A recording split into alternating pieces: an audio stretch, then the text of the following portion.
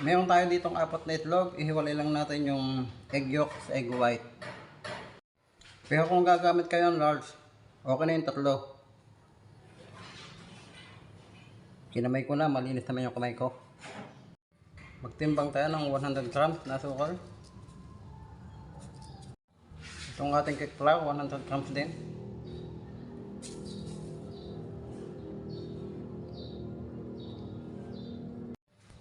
At dito sa 100 grams na asukal na tinimbang natin, maglagay lang tayo ng isang kutsara.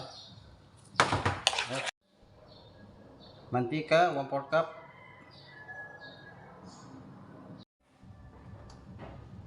Fresh milk o kaya evaporated milk, 1/4 cup din. Kunting baking, siguro nasa mga 1/2 teaspoon to.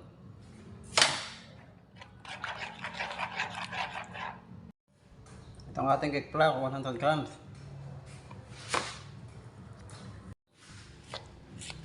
Haluin nyo na lang maigi.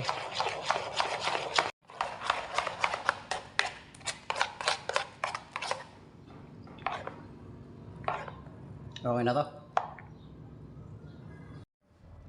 Yung ating egg white kanina, lagyan natin ng cream of tartar. Kung wala kayong cream of tartar, pwede kalamansi o kaya lemon.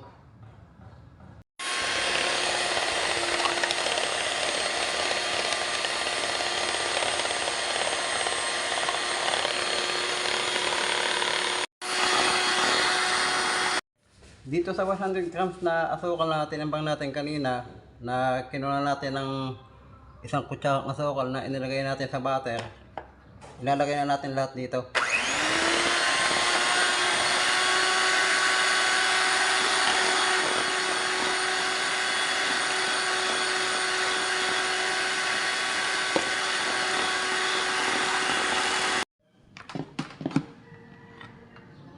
Okay na to.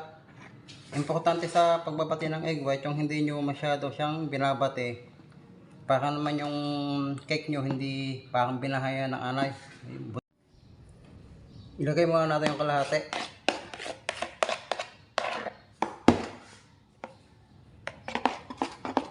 Ito kaya ginagawa to, hindi binibigla yung paglagay ng egg white. Mabigat kasi yung butter, kaya kapag ibinuhos nyo lahat, pupunta sa ilalim yung butter. At kung hindi nyo nahalo ng maayos, matigas siya.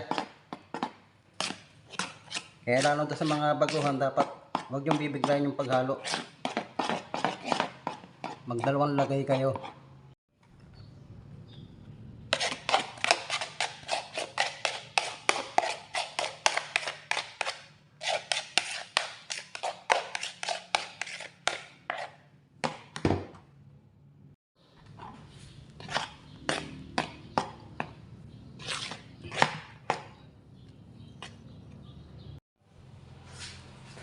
Size ng ating molder ay 8x12.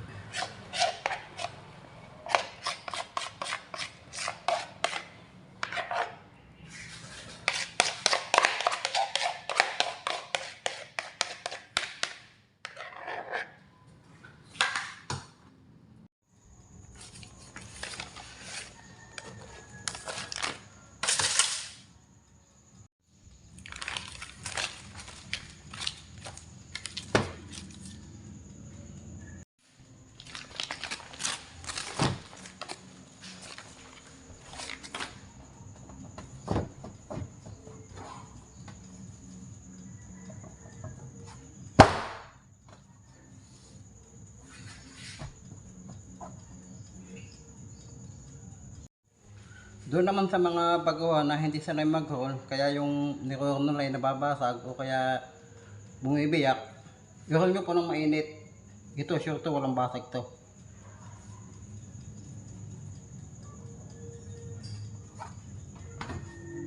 Okay na. At dito naman sa ating mirror glaze, maglagay lang tayo sa kaserola ng 2 cups na sugar. Puti. Puti gamitin nyo.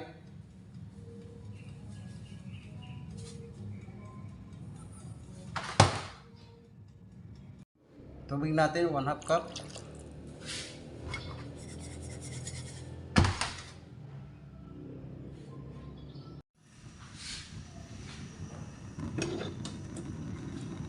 Hayaan lang natin siya dyan na mag-brown. Magbababad naman tayo ngayon ng kristal gulaman, ang flavor siya.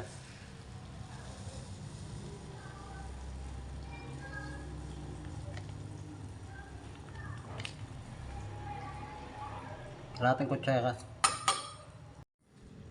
Ibabad natin sa 1/3 cup na tubig. Hayaan lang natin dyan na matunaw. Kapag ganito na yung kulay niya, okay na to. Patayin na yung apoy. Lagyan natin ng 3/4 cup na condensed milk.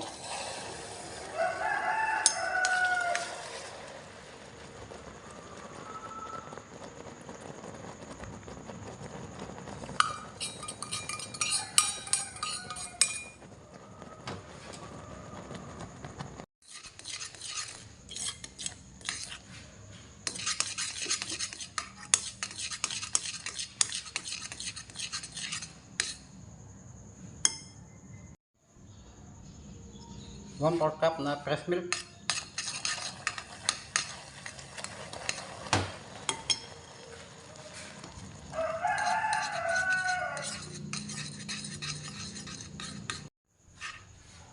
Maglagay tayo ng konting asin para magbalang.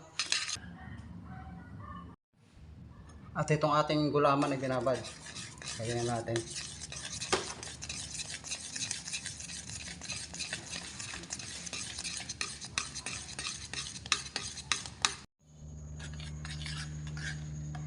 Palamigin nyo muna ng konti hanggang sa makuha nyo yung ganito kalapot. Pag ganito na siya kalapot, pwede nyo na ibuhos.